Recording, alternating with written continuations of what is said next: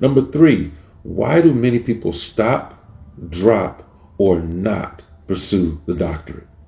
Now, there are some reasons, and you may not like this, but in my conversations with people, this is some things I've discovered.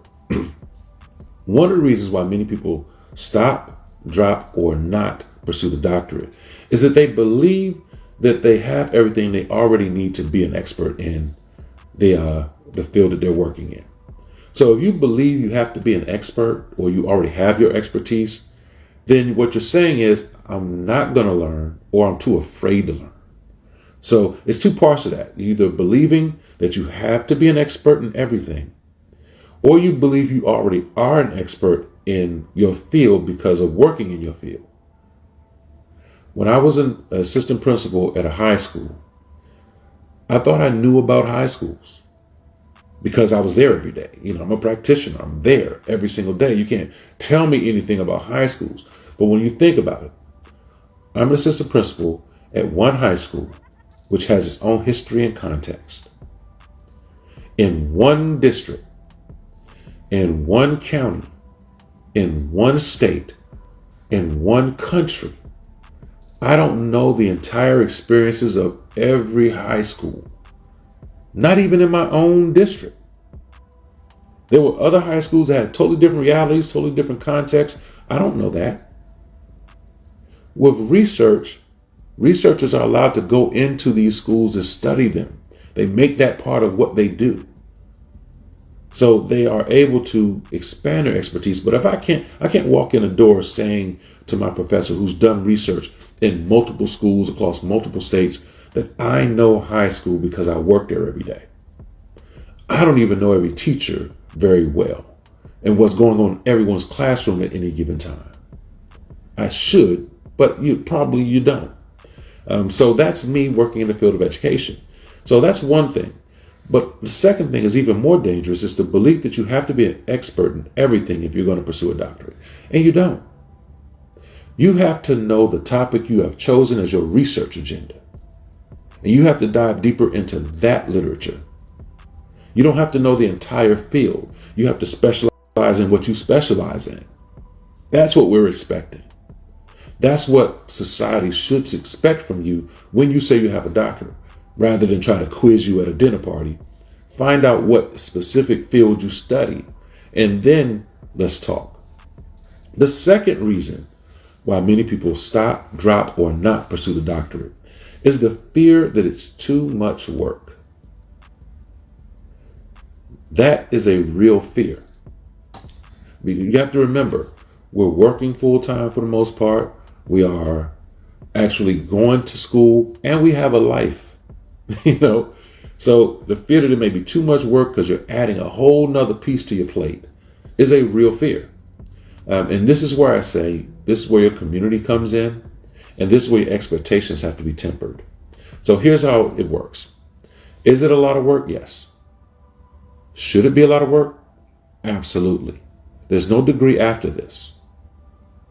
So you should demand that any doctorate degree you enter into works you out, provides you with rigorous work to make sure that you are an expert, to make sure you don't second guess yourself once you've graduated. A lot of the times that people have imposter syndrome is that they fear that they haven't learned everything, or they fear that maybe their program was too easy because they got through it.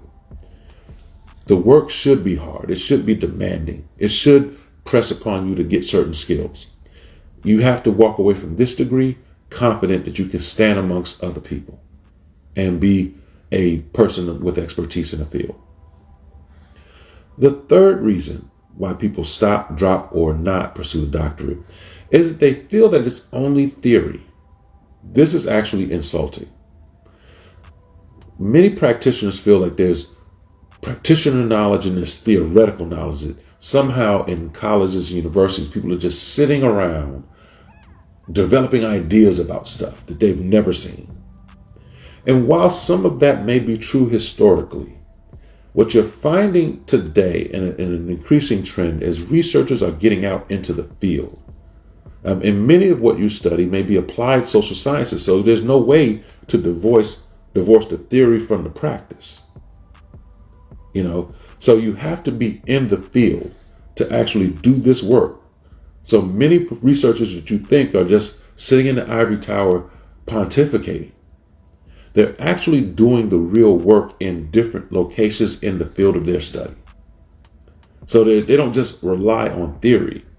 But even let's take the idea of theories. You know how complicated and how hard it is to develop theories, and how much work you have to do to develop a theory that is sound, and can withstand and endure peer review. That is a lot of work, and it shouldn't be discredited because of anti-intellectualism. And that's a trend that's been kind of emerging. It's this idea of anti-intellectualism, where we criticize people for being intelligent. We criticize people for actually conducting research or for getting higher degrees.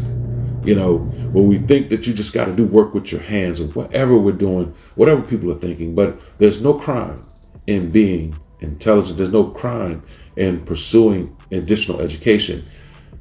And on the same side of that, we can't assume just because you are pursuing education, that education only takes place in one place, and that's the university.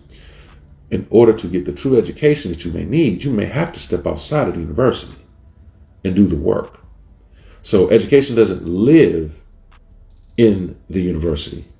But let's not discredit the university at the same time, because a lot of people are doing significant volumes of work, and they're in the field, and they're in schools, they're in society, conducting this work, studying these phenomena, and getting the work done. So don't discredit those who are pursuing it, because that is, once again, feigning on this idea of intellectualism.